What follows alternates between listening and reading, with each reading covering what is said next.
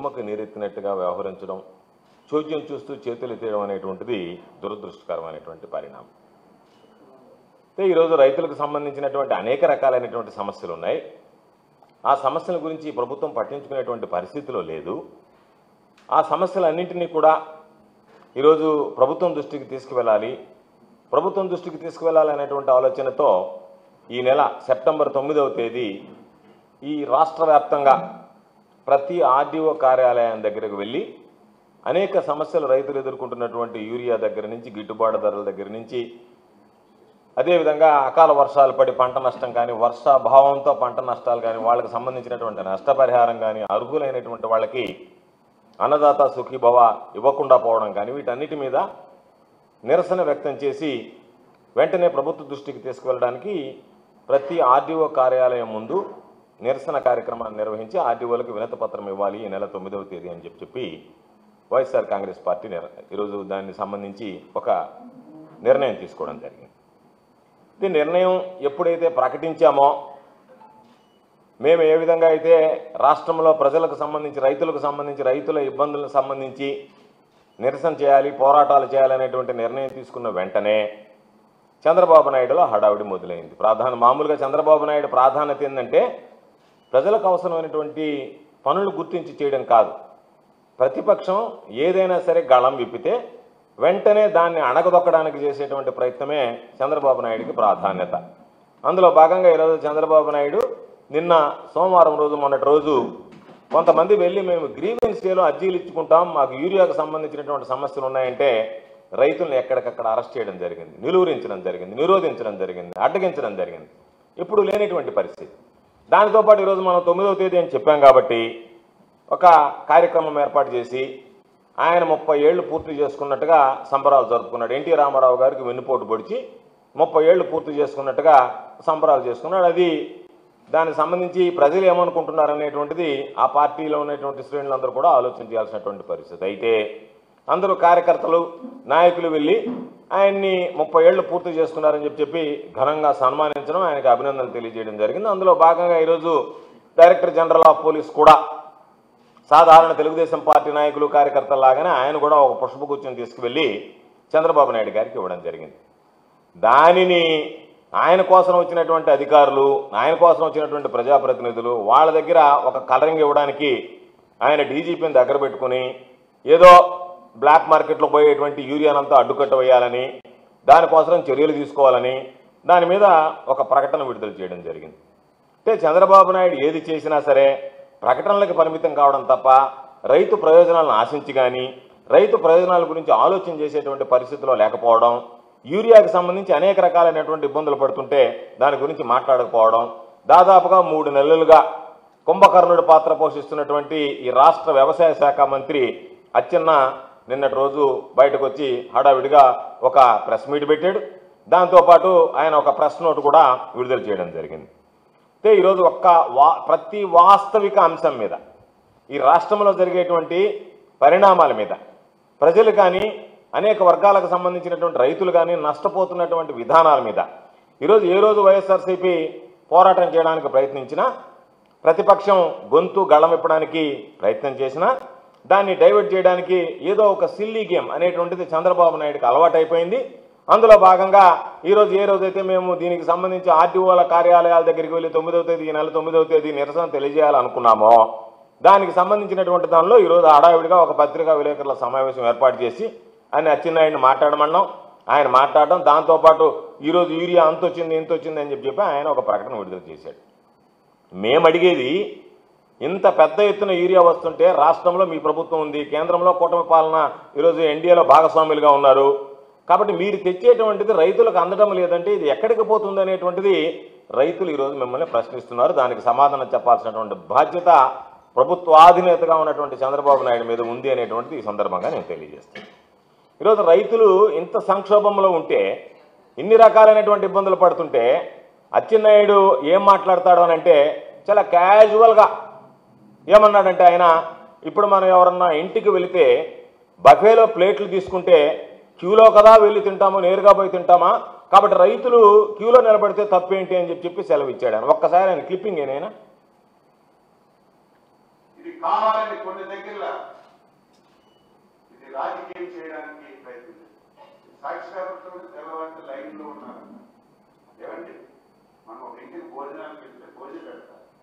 బట్టే భోజనం పెట్టేటప్పుడు అందరూ ఒకసారి ఇస్తే భోజనం ఎవరికి దొరుకుతుంది, లైన్లో ఒకటి తీసుకుంటారు. ఎరువులు కూడా లైన్లో ఒకటి తీసుకుంటున్నారు.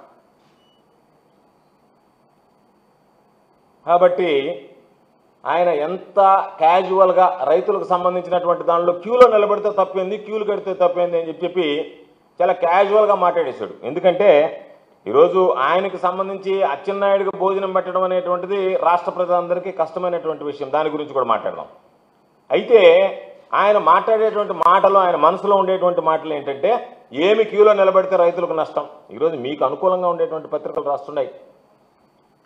ఏ పత్రికలు అయితే మీరు తప్పు చేసినా ఒప్పు అని చెప్పి భావిస్తాయో, వాదిస్తాయో అటువంటి పత్రికలే ఈరోజు యూరియాల కోసం రైతులు బారులు అని చెప్పి రాసేటువంటి దుస్థితి ఏర్పడింది ఈ రాష్ట్రంలో.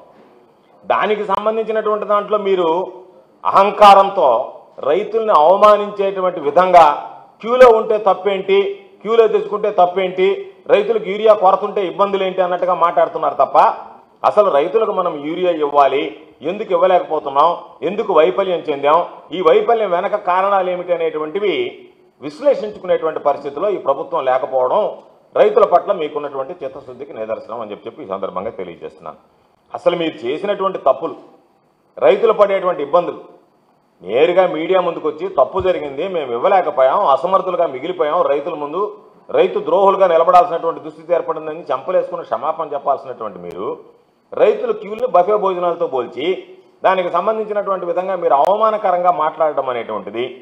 దాంతోపాటు ఇంకొకటి ఏంటంటే పనిలో పనిగా పాపం ఆయన నోటి వెంటే దాచుకున్నా దాచుకోలేనటువంటి నిజాలు కాబట్టి అవినీతిని గురించి కూడా ఆయన మాట్లాడేయడం జరిగింది. దాంట్లో ఆయన ప్రధానంగా ఏం చెప్పాడు, ఏదైతే యూరియా మనకు అలాట్ అయిందో, కేటాయించారో దాంట్లో అధిక భాగం ఈరోజు ప్రైవేటు సంస్థలకు ఇచ్చేసాం కాబట్టి, వాళ్ళకు వచ్చినటువంటి వాళ్ళలో ఈ డీలర్స్కి ఇచ్చేసాం కాబట్టి దానివల్ల ఈరోజు ఇబ్బందులు వచ్చాయి అని చెప్పి ఆయన మాట్లాడాడు. అంటే ఒక పక్క పాపం వ్యాపార ప్రయోజనాల కోసం, రైతులకు కాకుండా వ్యవసాయ ఇతర ప్రయోజనాల కోసం ఈరోజు యూరియా తరలి వెళ్ళిపోతుంది అని చెప్పి నేషనల్ మీడియా దగ్గర నుంచి రాష్ట్ర పత్రికలన్నీ ఘోషిస్తున్నాయి. అంటే యూరియా వ్యవసాయ పనులకు తప్ప ఇతర పనులకు మీరు తరలించేశారు, దానిలో మీరే అధిక శాతం ఈరోజు ఎక్కువగా ప్రైవేట్ డీలర్లకు ఇవ్వడం వల్ల ఈ సమస్య ఏర్పడింది అని మాట్లాడారు. ప్రైవేట్ డీలర్లకు ఇవ్వాల్సినటువంటి అవసరం ఏమొచ్చింది, మీకు ఏమి ఆశించి మీరు ప్రైవేటు డీలర్లకు ఇచ్చారు, ఏమి లబ్ధి మీకు వనగూడితే మీరు ప్రైవేటు డీలర్ల మీద అవాజ్యమైనటువంటి ప్రేమ, ఈరోజు 50% ఇవ్వాల్సినటువంటి దానికి 50% కన్నా అధికంగా ఇచ్చామని అచ్చెన్నాయుడు ఆయన నోటితో ఆయనే చెప్పాడు. ఎందుకు ఇవ్వాల్సి వచ్చిందనేటువంటి సమాధానం చెప్పాల్సినటువంటి అవసరం ఉంది కదా. మీకు నిబంధనలని వాటిని ఎదిరించి, వాటిని అధిగమించి, నిబంధనలకు సంబంధం లేకుండా నిబంధనలకు విరుద్ధంగా రైతు ప్రయోజనాలని పణంగా పెట్టి ప్రైవేటు డీలర్లకు ఇవ్వాల్సినటువంటి అవసరం ఏమొచ్చిందనేటువంటి దానికి దాని వెనక వరకున్నటువంటి లబ్ధిని గురించి మీరు సమాధానం చెప్పాల్సినటువంటి అవసరం ఉంది అనేటువంటిది ఈరోజు ప్రజలందరూ, రైతులందరూ మిమ్మల్ని అడుగుతున్నటువంటి ప్రశ్న. ఈరోజు మీరు ఒక్కసారి చూడండి, ప్రభుత్వ ఆధీనంలో మార్కెట్ ఉంటుంది, మార్కెట్ ద్వారా మీరు ఇస్తే దాన్ని తీసుకెళ్లి ప్రైమరీ అగ్రికల్చర్ కోఆపరేటివ్ సొసైటీస్ ద్వారానో, గతంలో మా ముఖ్యమంత్రిగా జగన్మోహన్ రెడ్డి గారు ఉన్నప్పుడు రైతుల ముంగిటికి నేరుగా రైతు భరోసా కేంద్రాల ద్వారా రైతులకు సంబంధించి బయటకు కూడా రావాల్సినటువంటి, ఊరు దాటి బయటకు రావాల్సినటువంటి అవసరం లేకుండా రైతు భరోసా కేంద్రాల ద్వారానే ఈరోజు రైతులకు అవసరమైనటువంటి యూరియాతో పాటు ఇతర ఎరువులు కూడా అందించడం జరిగింది. ఈరోజు మీరు ఒక్క కట్ట ఈరోజు రైతులకు అందించగలుగుతున్నారా? ఇచ్చేటువంటి పరిస్థితి ఉందా? దాని వెనక మీ దురుద్దేశం ఏంటి? రైతులకు ఇస్తే మనకేమొస్తుంది, ప్రైవేట్ డీలర్లకు ఇస్తే వాళ్ళు బ్లాక్ మార్కెట్లో అమ్ముకుంటే మనకేదో కొంత ముట్ట చెప్తారనేటువంటి ఒక దుర్మార్గమైనటువంటి ఆలోచనతో చేసేటువంటి ప్రయత్నం తప్ప, ఈరోజు ప్రైవేటు వ్యక్తులు కేటాయించి ఆ ప్రైవేటు దుకాణాల ద్వారా వాళ్ళు బ్లాక్ మార్కెటింగ్ చేసుకుంటుంటే దాన్ని నియంత్రించాల్సినటువంటి మీరు అధికారులు పెట్టుకుని నియంత్రించకుండా చోద్యం చూస్తుంటే పాపం రైతులు ఒక పక్క అధిక ధరలకు కొనుక్కోవడం, ఒక పక్క క్యూలో నిలబడి ఇబ్బందులు పడడం, వాళ్ళ ఆరోగ్యం దెబ్బతినడం, కొంతమంది అస్వస్థతకు గురి కావడం, ఇవన్నీ ఏమీ పట్టనట్టుగా చాలా క్యాజువల్గా మేము ఇచ్చేసాం జరిగిపోయిందని చెప్పి మార్కెట్కి ఇవ్వాల్సినటువంటి 50% ఇవ్వకుండా ఈరోజు మీరు గ్రామాల్లో ఉన్నటువంటి మీ రైతు సేవా కేంద్రాలను మీరు పేరు మార్చుకున్నటువంటి రైతు భరోసా కేంద్రాలకు మీరు పేరు మార్చుకున్నటువంటి రైతు సేవా కేంద్రాల ద్వారా ఇవ్వకుండా ఉండడంలో ఆంతర్యం ఏమిటి అనేటువంటిది ఈరోజు మీరు చెప్పాల్సినటువంటి అవసరం ఉంది. కాబట్టి ప్రైవేట్కి అధికంగా ఇచ్చారు, దానికి బాధ్యత చంద్రబాబు నాయుడు గారు వహిస్తాడా, చంద్రబాబు నాయుడుకు సంబంధం లేకుండా వ్యవసాయ శాఖ మంత్రే ఇటువంటి నిర్ణయం తీసుకున్నాడు అనేటువంటి దానికి ఈరోజు ఖచ్చితంగా సమాధానం చెప్పాల్సినటువంటి పని ఉంది. ఎందుకంటే 267 రూపాయలు అంటే 270 రూపాయలకు రావాల్సినటువంటి యూరియా బస్తా ఈరోజు 450 రూపాయలు 600 రూపాయలు. ఈరోజు నెల్లూరుకు సంబంధించినటువంటి దానిలో కూడా ఉదయగిరి మండలంలో నిన్న ఉదయగిరి నియోజకవర్గంలో వాళ్ళు ధర్నా చేయడం జరిగింది. కాబట్టి ప్రతిరోజు పాపం రైతులు అయ్యా మేము ఎక్కువ పెట్టి కొనాలన్నా దొరకనటువంటి పరిస్థితులు ఉన్నాయని చెప్పి కొంతమంది వాపోతున్నారు. దాదాపుగా 450 నుంచి గరిష్టంగా 600 రూపాయల వరకు అంటే రెట్టింపు ధరకి ఈరోజు యూరియా అమ్ముతున్నా ఈ ప్రభుత్వం పట్టించుకోకుండా ఉండేటువంటి పరిస్థితి ఏర్పడింది. దాదాపుగా మీకు ఎంత ఉంది? రైతుల్ని పీల్చి పిప్పు చేస్తున్నారు. ప్రతి సంవత్సరం 6 నుంచి 7 లక్షల మెట్రిక్ టన్నుల అవసరం ఉంటే దానికి సంబంధించి మీరు ఒక్కొక్క బస్తాకు సంబంధించి మేము అధికంగా 4-5 లక్షల టన్నులు ఈరోజు మేము ప్రైవేటు వ్యాపారస్తులకు ఇచ్చేసాం, వాళ్ళు అమ్ముకున్నారు అంటే బస్తా మీద వాళ్ళు ఒక 200 నుంచి 300 అధికంగా వేసుకుంటుంటే ఇది అతిపెద్ద భారీ స్కామ్. దాదాపుగా 200 కోట్ల పైచిలకు ఈరోజు చేతులు మారినటువంటి పరిస్థితి. 200 నుంచి 300 కోట్ల రూపాయలు రైతుల జేబులకు చిల్లు పడినటువంటి పరిస్థితి. పాపం రైతులు అయ్యో అనేటువంటి ఒక పక్క గిట్టుబాటు ధర లేక వ్యవసాయం సంబంధించి ఏమి చేయాలనేటువంటిది పాలు పోనటువంటి పరిస్థితుల్లో మీరు యూరియా విషయంలో ఇంత నిర్దయగా దయ లేకుండా కక్ష సాధింపులాగా రైతుల మీద మేము కక్ష పెంచుకున్నాం, వ్యవసాయం అంటే మాకు గిట్టదు, రైతులంటే మాకు పడదు, కాబట్టి మేము రైతు వ్యతిరేక ప్రభుత్వం అనేటువంటి విధంగా ఈరోజు మీరు రైతుల మీద పాపం కక్ష సాధింపులకు పాల్పడినట్టుగా ఉంది, రైతులను అడ్డం పెట్టి దోచుకున్నట్టుగా ఉంది తప్ప ఈ ప్రభుత్వం రైతు ప్రయోజనాల గురించి పట్టించుకునేటువంటి పరిస్థితి కనిపించడం లేదు. ఇది దురదృష్టకరమైనటువంటి విషయం. అందుకనే ఇది మొత్తం ఏదైతే 200 నుంచి 300 కోట్లు ఉన్నాయో దీన్ని మేసేసినటువంటి వ్యక్తి ఎవరు అనేటువంటి దాన్ని ఈరోజు ప్రధానంగా గుర్తించాల్సినటువంటి అవసరం ఉంది. ఇప్పటికే రైతులు ఆ విషయం గమనించారు. ఇది చంద్రబాబు నాయుడు వాటాలోకి పోయిందా, చంద్రబాబు నాయుడుకి తెలియకుండా అచ్చెన్న గారి చిలక్కొట్టుడా, లేకపోతే ఎక్కడికి పోయింది అనేటువంటిది ఈ మొత్తానికి సంబంధించి ఇంత పెద్ద మొత్తం భారీగా చేతులు మారితే దీన్ని ఎందుకంటే ఇంతకుముందు అచ్చెన్నాయుడు గారు ఈఎస్ఐ స్కామ్ చూసాం. ఆయన దాంట్లో స్కామ్కు పాల్పడి నేరుగా జైలుకి వెళితే ఆ తర్వాత నాకు ఆరోగ్యం బాగలేదని చెప్పి తనకు సంబంధించినటువంటి ఆసుపత్రుల్లో సేద తీరాడు. అటువంటి వ్యక్తి ఈరోజు మరలా ఆగ్రోస్ జీఎంకి సంబంధించి మనం ఈ మధ్య చూసాం. ఆగ్రోస్ జీఎంని వ్యవసాయ యాంత్రీకరణకు సంబంధించి మధ్యవర్తిగా పనిచేయమని, అంటే రైతులకి నాసిరకమైనటువంటి వస్తువులు ఇస్తాం, దానికి రైతుల దగ్గర నుంచి నాసిరకం వస్తువులు ఇస్తే ఆ నాసిరకం కంపెనీలు మనకు ఎంత కమిషన్లు ఇస్తాయో మాట్లాడండి అంటే ఆగ్రోస్ జీఎం నేను మాట్లాడలేను అని చెప్పి నేరుగా ప్రభుత్వానికి లేఖ రాశాడు. ఎప్పుడన్నా జరిగిందా? మీ ప్రభుత్వాలు ఉన్నప్పుడు రైతు రథం మీద గతంలో జరిగింది. ఈరోజు మరలా అదేవిధంగా వ్యవసాయ యాంత్రీకరణ మీద రైతులను అడ్డం పెట్టి దోచుకోవాలని చెప్పి ఆలోచన చేస్తున్నారు తప్ప మా ప్రభుత్వంలో జగన్మోహన్ రెడ్డి గారు ముఖ్యమంత్రిగా ఉన్నప్పుడు రైతుల విషయంలో ఎంత పారదర్శకంగా వ్యవహరించాం. కేంద్ర ప్రభుత్వం ఇవ్వనటువంటి ప్రకటించినటువంటి నోటిఫై చేయనటువంటి పంటలకి గిట్టుబాటు ధర కల్పించాం. రైతులు నష్టపడకూడదనేటువంటి ఆలోచన చేశాం.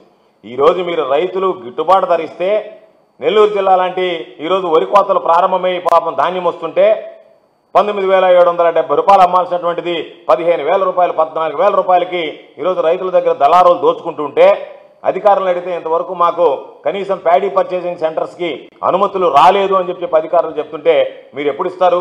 చివరిలో ఈరోజు ఏదైతే పొగాకుకు సంబంధించి మొత్తం రైతుల పాపం గొల్ల బారిపోయిన తర్వాత చివరిలో నేను కొంటానని చెప్పి మొండి చేయి చూపించినట్టుగా రైతుల ధాన్యం అంతా అమ్ముకున్న తర్వాత ప్రభుత్వం రంగప్రవేశం చేసేటువంటి పరిస్థితి ఏర్పడింది. కాబట్టి ఈరోజు మీరు ప్రైవేట్కి ఇచ్చినందువల్ల మార్కెట్కి కేటాయించకపోయినందువల్ల ఈరోజు ఈ సమస్య వచ్చింది. ఏం ఆర్బీకేలు ఉన్నాయి, మీరు మాట్లాడేటువంటి రైతు సేవా కేంద్రాలు, జగన్మోహన్ రెడ్డి గారు అపాయింట్ చేసినటువంటి విలేజ్ అగ్రికల్చర్ అసిస్టెంట్లు ఉన్నారు. వాళ్ళ సహాయంతో నేరుగా మీకు ఇస్తే ఈరోజు మా ప్రభుత్వంలో ఇచ్చాం 30 నుంచి 50 రూపాయలు బస్తాకి మిగిలింది. రవాణా ఛార్జీలు ప్రభుత్వం భరించింది. నేరుగా రైతు భరోసా కేంద్రం వరకు వెళ్ళిన తర్వాత రైతు భరోసా కేంద్రంలో మీకు హోల్సేల్ ప్రైస్కి ఏదైతే 267 రూపాయలు 200 ఆ రేటుకి ఇచ్చాం. ఆ రోజు ఆ విధంగా ఉన్నది. రైతులకు సంబంధించినటువంటి దాంట్లో దూర ప్రాంతాల నుంచి తెచ్చుకుంటున్నటువంటి వాళ్ళకి 50 రూపాయలు కూడా బస్తాకి మిగిలినటువంటి సందర్భాలు ఉన్నాయి. కాబట్టి చంద్రబాబు నాయుడు గారు పూర్తిగా రైతులకు సంబంధించినటువంటి ఎరువులు అందించడంలో, యూరియా అందించడంలో విఫలమయ్యాడు. ఇవన్నీ మొత్తం బ్లాక్ మార్కెట్లోకి తరలి వెళ్ళిపోయాయి.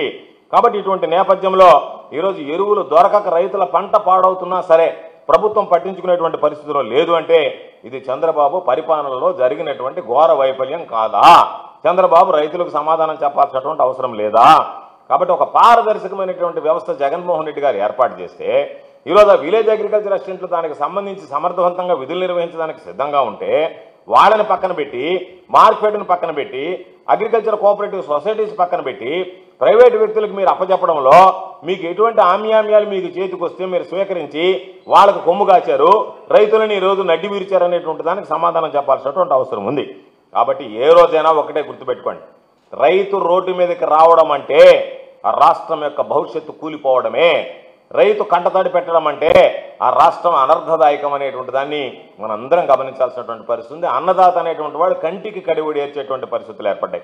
కాబట్టి వాటన్నిటిని, ఈ వైఫల్యాలన్నీ కూడా ప్రజల ముందు ఉంచడం, ప్రజల కోసం పోరాడడం ప్రధాన ప్రతిపక్షంగా మా బాధ్యతగా భావిస్తున్నాం. కాబట్టి ఈరోజు మా రాష్ట్ర ముఖ్యమంత్రి జగన్మోహన్ రెడ్డి గారి పిలుపు మేరకు అనేక రకాలైనటువంటి కార్యక్రమాలు ఈరోజు రైతులకు సంబంధించి జగన్మోహన్ రెడ్డి గారి హయాంలో వాటిని అన్నింటిని కూడా ప్రకటించాం, అమలు చేశాం. ఈరోజు మీరు ప్రకటించడం అమలు చేయకుండా అనేక రకాలైనటువంటి ఇబ్బందులు పెడుతున్నటువంటి నేపథ్యంలో వాళ్ళ హక్కుల్ని, వాళ్ళ పంటల్ని కాపాడాల్సినటువంటి బాధ్యత వైఎస్ఆర్ కాంగ్రెస్ పార్టీ మీద ఉంది. కాబట్టి మేము వాళ్ళందరి తరఫున పోరాడడానికి ఈరోజు ప్రధానమైనటువంటి ఈరోజు యూరియాకి సంబంధించి, ఎరువులకు సంబంధించి, సరఫరాలో ఉండేటువంటి అవకతవకలు, మీరు చేస్తున్నటువంటి అవినీతి కార్యక్రమాలు, దానివల్ల రైతులు పడుతున్నటువంటి ఇబ్బందులు, పంట గిట్టుబాటు ధరకి గతంలో 3,000 కోట్ల రూపాయల ధరల స్థిరీకరణ నిధి ఏర్పాటు చేస్తే జగన్మోహన్ రెడ్డి గారు ఒక్క రూపాయి కూడా పంట గిట్టుబాటు ధరకి మీరు ఆ స్థిరీకరణ నిధి ఏర్పాటు చేయకుండా, ఏ పంటకి గిట్టుబాటు ధర కల్పించకుండా రైతులని పండించుకున్నటువంటి పంటకి ఇబ్బంది పడ్డాం. కొన్ని దగ్గర అకాల వర్షాలు వచ్చాయి, పంట నష్టపోయింది.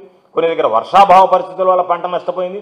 ఆ నష్టపోయినటువంటి పంటకి నష్టపరిహారం ఇవ్వకపోవడం, అన్నదాత సుఖీభవ కింద ఆర్థిక సహాయం చేస్తామని చెప్పి ఇప్పటిమప్పుడుగా కోతలు పెట్టి రైతుల్ని ఇబ్బందులకు గురి చేయడం, వీటన్నిటినీ దృష్టిలో పెట్టుకుని ఈ నెల 9వ తేదీ ఆర్డీఓ కార్యాలయాల దగ్గర రాష్ట్ర వ్యాప్తంగా ఇస్తున్నాం. నెల్లూరు జిల్లాకు సంబంధించి కానీ ఇతర రాష్ట్రంలో ఉండేటువంటి అన్ని జిల్లాల్లో ఉన్నటువంటి ఆర్డీఓ కార్యాలయాల దగ్గర సెప్టెంబర్ 9వ తేదీ ప్రధానమైనటువంటి రైతు సమస్యల మీద వైఎస్ఆర్ కాంగ్రెస్ పార్టీ గళం విప్పి నిరసన వ్యక్తం చేసి వాళ్ళకి 9వ తేదీ ఆర్డీఓ కార్యాలయాల్లో ఆర్డీఓలకి వినతి పత్రం ఇచ్చేటువంటి కార్యక్రమం జరగబోతుంది. ఇప్పటికైనా మీరు బుద్ధి తెచ్చుకొని డైవర్షన్ పాలిటిక్స్కు పోకుండా రైతులకు సంబంధించి ఏదైతే సమస్యల్లో ఉన్నారో, రైతులు ఇబ్బందులు పడుతున్నారో, రైతులు అనేక సమస్యలతో కొట్టుమిట్టాడుతున్నారో వాటి మీద దృష్టి పెట్టి వాటిని పరిష్కరించాలని చెప్పి వైఎస్ఆర్ కాంగ్రెస్ పార్టీ పక్షాన డిమాండ్ చేస్తున్నాం.